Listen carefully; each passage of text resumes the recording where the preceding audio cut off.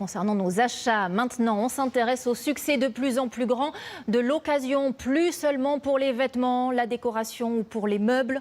Nous sommes si demandeurs de ces produits de seconde main, moins chers, que cela oblige les grandes enseignes à se réinventer, à s'y mettre aussi.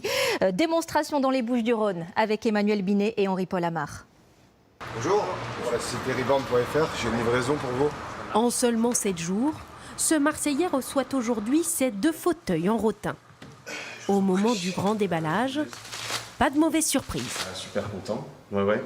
C'est vrai que c'était, en fait, ce qui est super bien, c'est que, comme vous voyez, il y avait les défauts ici, mais ils étaient annoncés sur la plateforme. Indiqué par le vendeur situé à 130 km d'ici. Les meubles neufs commencent à coûter assez cher. Et là, du coup, de faire des bonnes affaires comme ça permet de joindre les deux bouts plus facilement. Et qui explique un tarif défiant toute concurrence. Les 2 chaises, j'en ai eu pour 80 € et j'ai eu la livraison en plus, avec 20 € de livraison, donc 100 € au total. Derrière ce système, une plateforme dédiée à la seconde vie des objets de particuliers, mais pas seulement.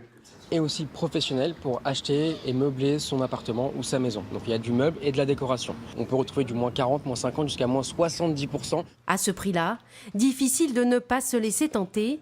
Aujourd'hui, 3 Français sur 4 ont déjà acheté un produit d'occasion.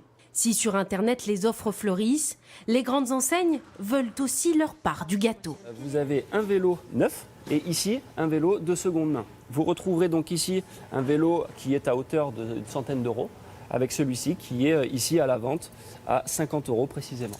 Pour remettre un article en rayon, chaque propriétaire doit passer par cet atelier avant de bénéficier d'un virement ou d'un bon d'achat. Nicolas, est-ce que tu as des vélos à contrôler pour la seconde vie ? Retourner un produit pour en acheter un autre, la stratégie fonctionne.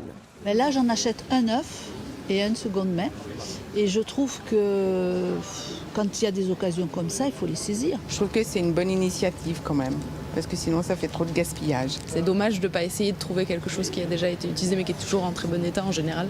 Rien que l'année dernière, 350 000 produits de seconde main ont été vendus par cette enseigne.